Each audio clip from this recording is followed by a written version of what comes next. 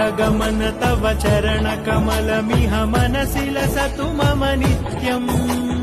गरुडगमन तव चरणकमलमिह मनसि लसतु मम नित्यम् मनसि लसतु मम नित्यम् मम तापमपाकुरुदेव मम पापमपाकुरुदेव मम तापमपाकुरुदेव मम पापमपाकुरुदेव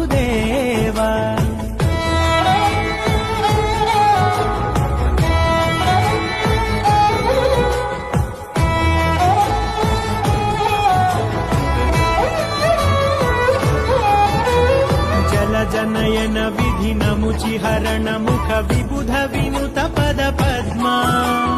जल जनयन विधि नमुचिहरण